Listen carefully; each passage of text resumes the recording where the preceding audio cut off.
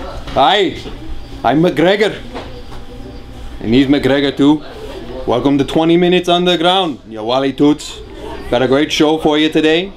Gotta cover myself up, I'm worried I'll get a nut shot in here too. Y'all bald faces, hootin' dogglers. I want you to know we've got a great one for you. And me, whatever you need, McGregor is here to help you out. Wally Tootin', what's wrong with you, you stupid little... Well, that's it for McGregor. Enjoy 20 Minutes Underground. We're here to serve.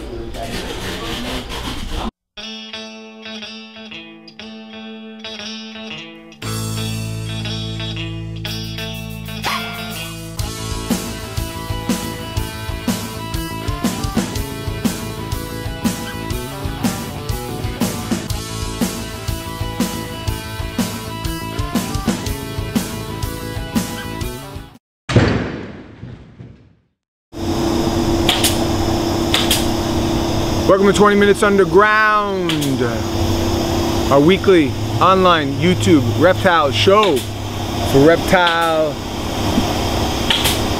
enthusiasts like you. That's why you're here.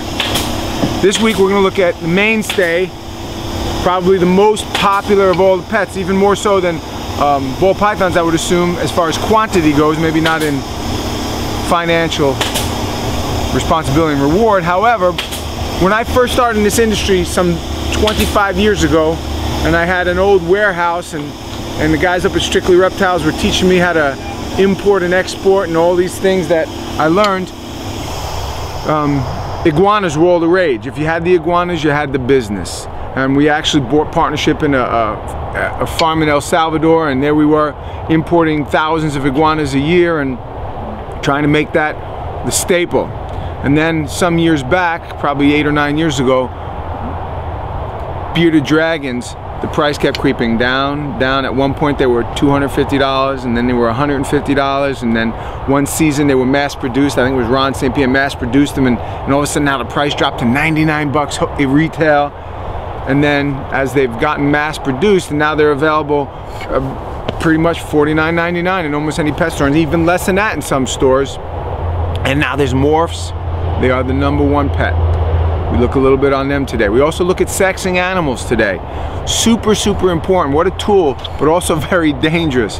Some animals cannot be sexed. I'll be the first one to tell you, Savannah monitor is the most impossible animal. You can never tell until they've laid eggs, whether it's a boy or a girl. Some animals don't probe true, some females probe deep. I mean, it's through trial and error, and please, as you watch the show, be super careful when sexing your animals, because if you probe them incorrectly, you can ruin their genitalia, and then you don't have anything as far as breeding goes. Enjoy the show, educational, fun, and wuss.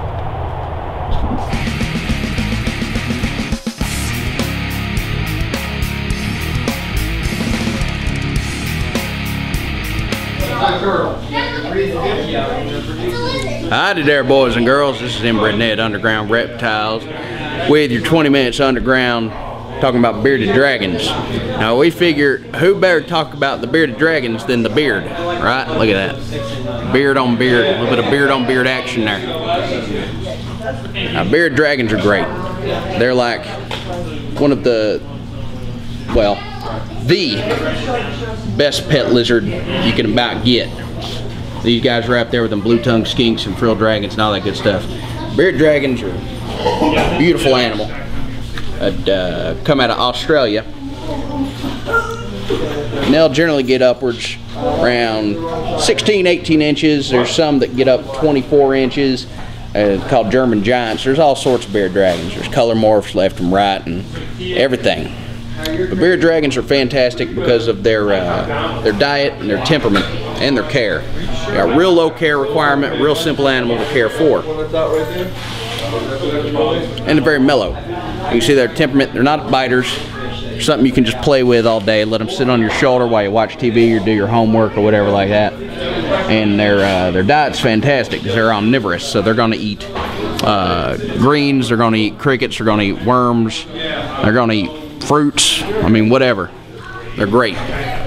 Bearded dragons are definitely one of the cooler animals you can keep as a pet, just because they're so mellow. You can take them out, they're not going to bite your kids, not going to fight your dogs. they're just fantastic. So they're definitely an animal I'd recommend for even a beginner or a experienced reptile keeper here. Hey, it's In-Bred's brother. Hey, In-Bred's brother, what's your name? In-Bred Fred. In-Bred Fred? That's me. In-Bred Ned and In-Bred Fred in That's the us. same store? Okay. Oh my God. I came home for the family reunion. Wow. In-Bred Ned and In-Bred Fred, what do you know? I ain't seen him in years. He's disgusting. All right, so basically, Inbred, what you're saying is you could probably put these on one of your tire swings up in Georgia, and they'd like it. They would sit on that tire swing. Now, I never said I'm from Georgia. You said that. All right? I never said that. But this, you can put on tire swing and swing it and it wouldn't go nowhere. It would sit there and it'd be mellow. See here on my head? Look at it. He's just rocking with me. See there? Just rocking. He don't care. Bearded dragons don't care. They're great because they're apathetic. I mean, look. Take this little guy. Look at him. Just sit him right there on the floor. What's he gonna do? He's gonna sit there. He's gonna let you love on him, let you pet him, and you just pick him right back up. Look at that. That's awesome. Bearded dragons, they're awesome. Look at them. Love them. Love them. Bearded dragons. See this? That's a frilled dragon right there. Now you got two different types of frilled dragons. You got the New Guinness and, well, New Guinea. I don't want you to think it's Guinness. New Guinea, and you have the Australians. All right, now the majority of ones you're gonna find in captivity here in the States are your New Guinea. These guys are oftentimes farm bred on large farms in Indonesia and then imported in. The Australians, very hard to come by, just because, you know, it's illegal to get anything out of Australia, and the people that did get stuff out of Australia, you know, they got them to breed, and they're very hard to come by, very far and few between. So if you find Australians, consider yourself real lucky. So, but this right here is the New Guinea, all right, and they're really cool. They're going to get about 30 inches, maybe a little bit bigger. The Australians will get even bigger than that. But being from New Guinea, I don't know where I'm going with that. Being from New Guinea stuff, but I tell you this, they eat a lot. These guys are awesome. They eat crickets, they eat worms, they eat anything you shove in their face. And when you get them mad, when you get them real defensive and upset, they'll frill out. You know what I'm saying? You see these things right here? Those will frill. They'll explode out the side of their head, kind of like that dinosaur from Jurassic Park. That's where they got that, from the frilled dragon. They just don't spit acid and all that other good stuff. But look at that. That is a cool animal right there. Now these guys are super voracious. They can be super quick, and they can also be super mellow. As long as you work with these animals and handle them on a regular basis, these guys will make fantastic pets. They're good for kids, they're good for adults, they're good for anyone who likes a cool and unique lizard. And the good thing about them is, they're not too hard to come by now. So they've got a relatively easy price tag on them, and anyone can own a frilled dragon. Real cool animal, just super mellow. Look at that. That is a cool animal. That is cool. See there? He's saying what's up to me. You're alright. It's a frilled dragon. This is In-Bred Ned. That's frilled dragon in my beard. Look at that. That's cool. Alright. Alright. Thank y'all. Take care.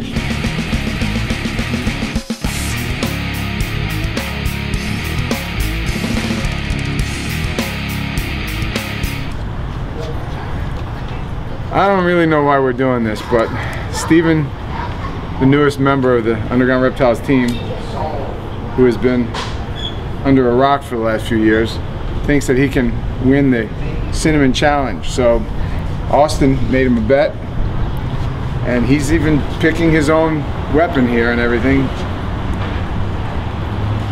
So let's hope We're doing it for you. We do know why we're doing it. We're doing it for 20 minutes on the ground. Come on.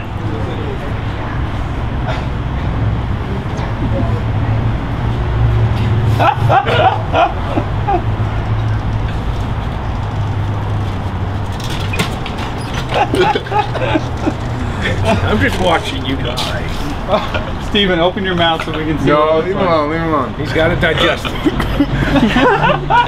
Come on, drink, eat it down. Steven! No, we got the hornworm to wash it down. He's got a he's got a big old vein on the side of his head too, sticking out now. Get the hornworm. He wants a hornworm too. Get the hornworm. Get him a hornworm. What are you gonna do with the rest of that right there? The hornworm actually help him. It's got liquid in it. Did you get any of it down yet? He's got most of it down. Holy crap, dude. Steven, your lungs are beast. They're pretty good. Oh my gosh. This man is sick. No, open that back. Chewy. He did say beforehand he wanted to do the hornworm. I didn't want to do Come on, give me a hornworm. No. That spoonful's down, by the way. Oh man. If anyone out there wants to challenge Steven, That's insane. oh my gosh. Good, I'll tell you. Oh man. It looks like he ate a bunch of meat pie. He's taking it. What does your mouth feel like? You know Does they your mouth say feel like sandpaper? that cinnamon is like the best thing for processing sugar in your body. Listen, that chick that's on YouTube that coughs and all that stuff, she's a liar. That's all there is to it. That was incredible, man. Yeah, well, I don't know where you are. Oh, you got me in the right one. Where's my goat? Come here. I don't know where you are in YouTube world, but you should be standing up and clapping. Oh, dude, This man that just is did disgusting. it. This man just did it. Well done, He Steven. Come on. Done, Steven. Bow. Thank you. Bow. I didn't think that was happening. Any challengers that want to test this man to eating cinnamon, bring it on. He is the cinnamon king.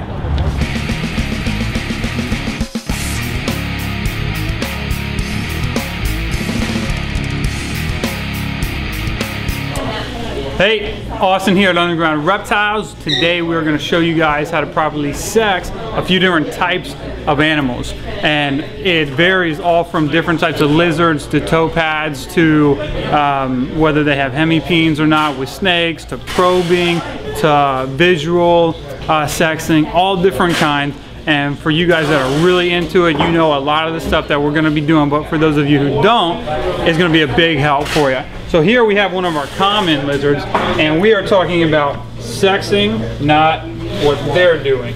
But I will be able to tell you what's a male, what's a female, if they were not doing that right now. You want to see that, go on other YouTube videos, not Underground Reptiles. Hey!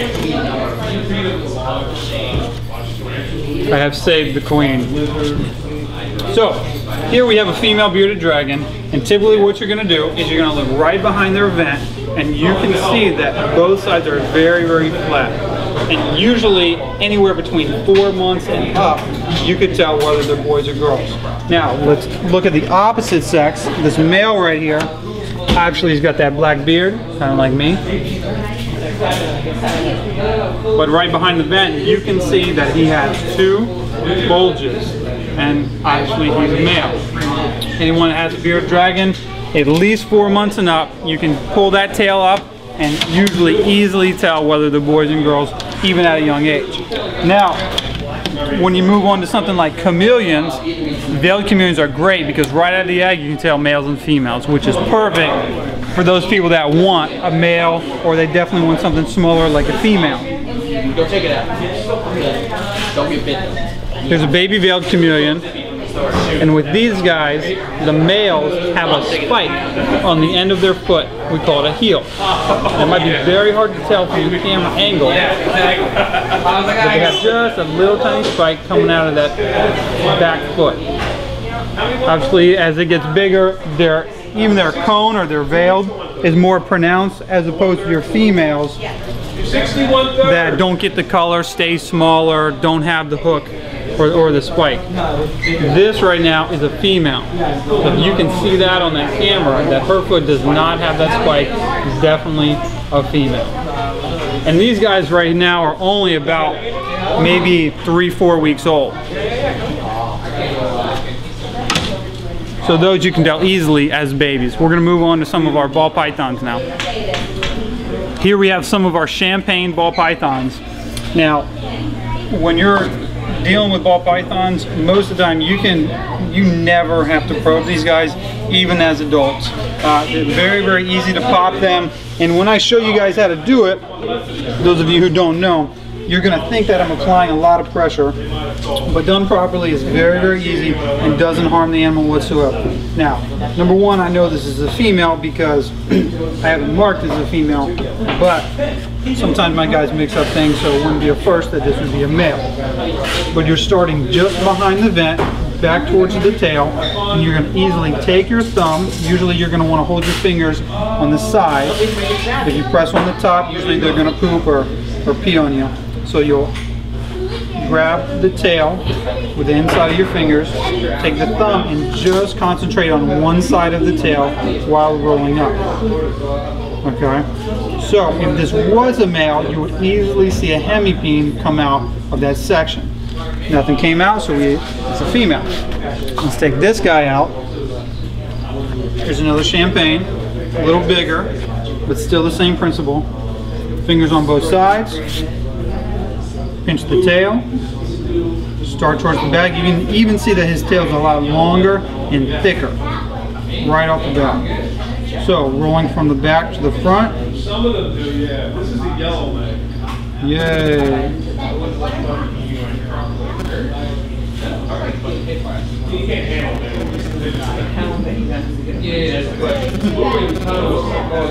There you go. Hemipene on one side, and you can see it coming out the other side.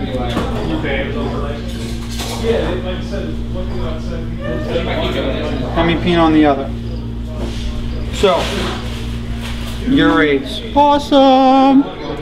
So it looks like I'm pressing really, really hard, but it's not. Anyone that calls me and says, hey, how do I know what sex my snake is? I always recommend them, if they're local, come on down and I'll do it for you. That way you don't have to, and you don't deal with hurting them, rupturing anything in there, because if you do it too hard, or even when you're doing probing and you do it too far in, or you're not feeling correctly, they could start bleeding and you could cancel the chance of them ever being able to breed.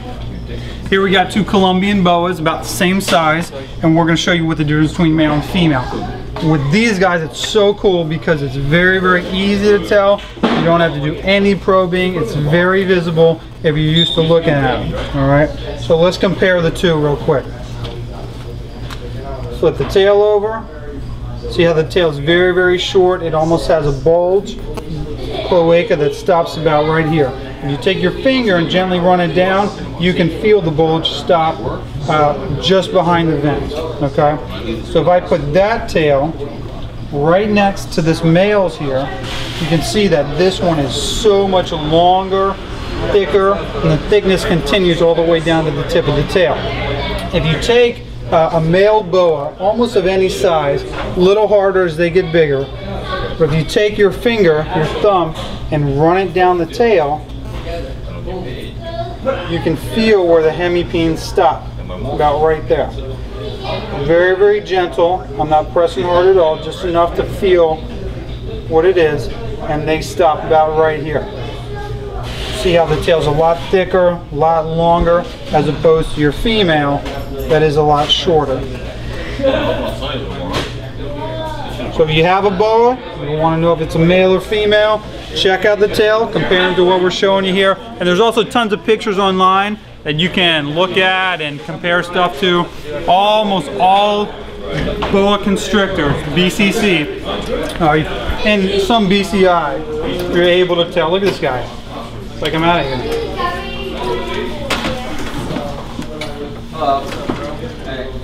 You'll be able to tell the same thing with. Thanks so much. Thanks for watching.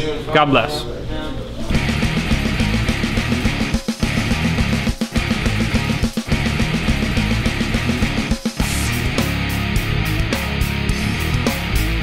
Hey guys, Ryan B here, and I want to take a couple minutes to talk to you about sexing geckos, more specifically New Caledonia geckos and leopard geckos. We're going to be using a method called looping. One of the reasons why this method is popular, especially with these geckos, is because looping allows you to sex geckos at a very early age, okay? Now, if you're wondering where the term looping came from, it came from the name of the tool that you're going to be using, which is called the jeweler's loop. I've got two that are here. This is like your standard jeweler's loop. They usually have lights on them, which are can be really helpful. This is a loop that I actually got off of a website called Pangea. Some of you guys are familiar with that. All right, it's got some lights on it. And what you're going to want to do, usually crested geckos and some of the other New Caledonia geckos, you could do it about 4 to 6 months old. It's not, now here's the difference between like popping or even probing, things like snakes and lizards. It is not 100% accurate. There have been plenty of times where people have looped geckos and swore it was a male or female, and it turned out that it wasn't. Now what you're looking for with the jeweler's loop, which is basically a magnifying glass, is you're looking for certain pores, okay? Now, it's tough for me to show you guys on camera, but basically below the vent or the cloaca, right here, and in between the animal's legs, okay, there will be a row of pores, okay? And what you'll see is the scales, and recessed into the scale is like a little divot or a pore. Males have more predominant ones than females. Actually, in the New Caledonia geckos, you usually won't see any pores present in females, although it is possible to sometimes see some slight pores or some smaller ones. The males get very deep, large pores, okay? And this becomes much more obvious as they get older. Now, if you would, I'll show you guys with the leopard geckos over here. This is also a technique that can be used with them, okay? And I'll show you guys if you wanted to do it with, let's say, oh, nothing in that one. Let's try it over here. Now here we have a male Tremper hibino. Now this you can actually see with the naked eye, but the reason why you would use a loop on like a baby would be so that you could see those pores. If you see right here, the males get very, very deep pores, okay? Now females, especially on leopard geckos, will also have pores, but they're not as deep. You won't see them as easily. All right, now again, what you're gonna wanna do with your jeweler's loop, you place it to your eye, you're gonna bring your gecko, that area specifically in between the legs, right above that vent. You're gonna bring it close to the loop. You're gonna have to bring it in focus. Some of the loops, you're gonna have to move back and forth, or you have to move the animal back and forth. And again, you're looking for those pores. And that is how we sex geckos, especially at a young age. And that's how you get the term looped male or looped female, as you guys have probably seen on certain ads and so forth. So that's how we do it here, and I hope you guys enjoy.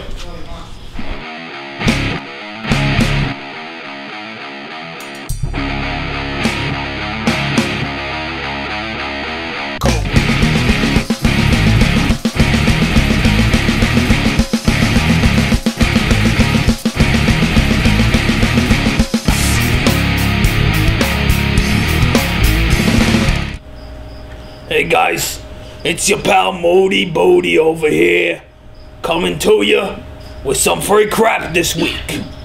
Actually, it's not really crap. You're getting 15% off your next order with us. If you come into the store, if you order online, whatever you do, it gets 15% off. Now I'm coming to you guys from an unknown location. As you could see, me and Benjamin over here, we've grown in popularity as of late, so they've had to put us in hiding, thus explaining the wires and the blacked out windows. Don't worry about where we're at. You can't come see us. Anyways, me and Benjamin, we're gonna read off to you guys this week's winners. And look at Benjamin. He's dressed for success over here. He's got the tie, he's got the button-down shirt, he forgot his pants. That's okay. In-Bred Ned forgets his pants all the time.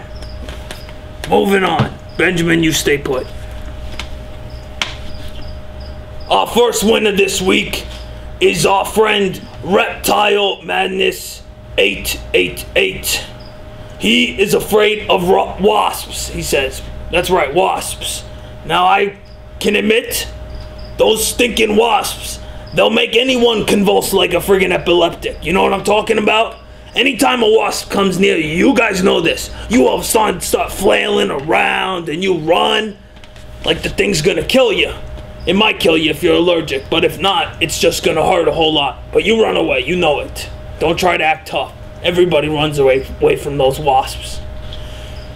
Anyways, he talks about this one time where he was covered in them, I guess, and his dad picked him up and ran him through some trees and bushes to get the wasps off.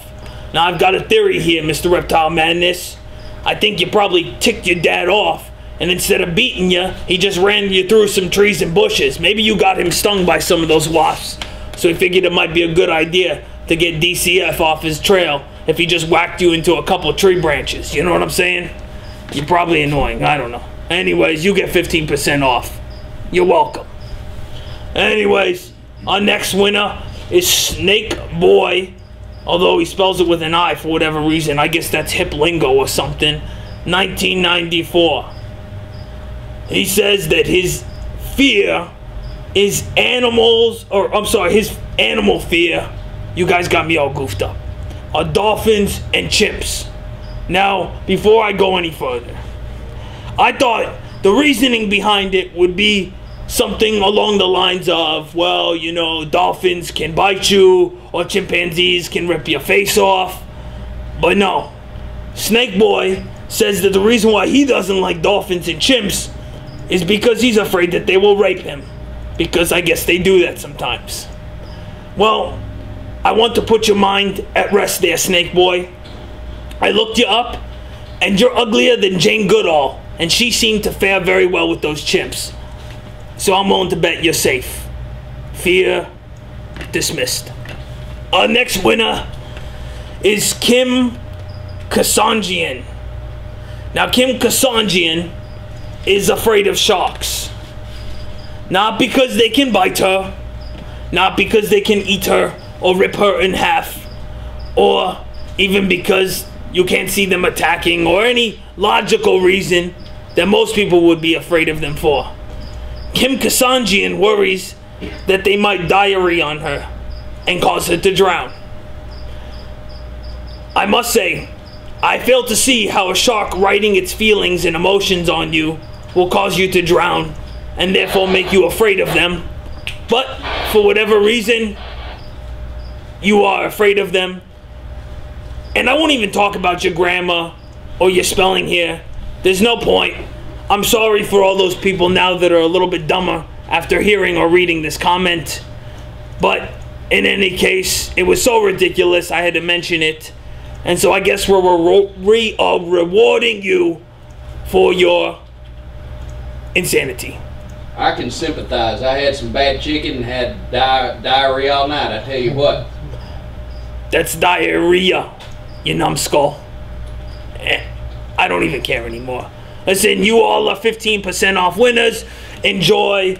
I don't care. Remember to send or to write your comments on the YouTube thing so that I can read them and make fun of you. And then also, guys, listen, next week, another segment of Ask Moody. It's coming at you. So send me your questions. I've already got some winners this week. But send me some more. Maybe I will get rid of those people that I was going to answer their questions or whatever. And maybe I'll pick you instead because you're easier to make fun of. Who knows? Oh, and one more thing. I know there's a few of you that like to comment on the YouTube and make disparaging remarks about your friend Moody. And let me remind you, knuckleheads, that I am the one that picks the winners. So if you really think by making some stupid remarks about yours truly that I'm going to pick you, well, forget about it. You get it. Anyways, guys, you are the winners. I'll catch you next week. Now get out of here. Seriously, go. Get out of here. Benjamin, get back over here. Leave me and Benjamin alone. He's so soft and fuzzy. Look at him, watch. See that? He knows tricks. Watch another one. Very good. Oh, look. It came back. It's like a friggin' boomerang. Watch again. Get out of here!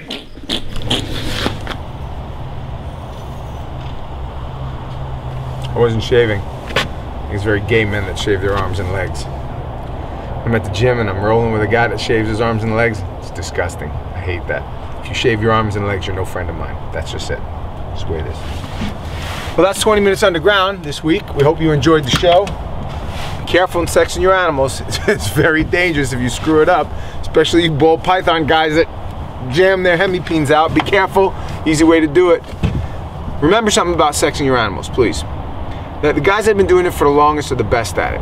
My buddy Ron, who produces thousands of bearded dragons, I mean, he could take a hatchling and look, and he could tell you what sex it is. And then also there's their old time-tested, true method of you can only be wrong once. If 50% of them are going to be girls, 50% are going to be boys, you just take a good guesstimate. This week's question of the week is this. What's the weirdest thing that's ever happened to you with your animal? When I was in my teens, I left my cat home alone for about 4 or 5 days when I visited my friend. I had a cat. I liked cats back then. I don't like cats now. I like them boiled and fried. That's about it. But back then I had a cat, and I left him home alone for about 4 or 5 days without leaving him any food, extra food or water, just one bowl. I didn't know I was gonna be gone so long. And when I came home, the second day I was home, in the middle of the night, that son of a gun crapped right on my legs. I was sleeping and I felt something on my legs, and I looked up and that cat was crouching on my leg, crapping on top of me. It's the weirdest thing. I also had a tegu who would climb in my bed and sleep with me.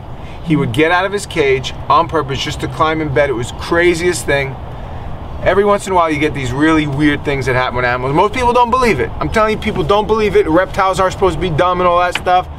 I'm telling you, this stinking tegu would pop his head. All you'd hear, ba-boom, ba-boom. He would bump his head on that cage, and as soon as he got out of that cage, he'd climb out of the cage, climb up the side of my bed sheet, and climb in bed with me. That son of a gun, I don't know what it was about him. Anyway, what's yours? Keep it pithy, keep it pithy, short, concise, to the point. Coolest story, get some free crap. Thanks for joining us. And as always, whoosh.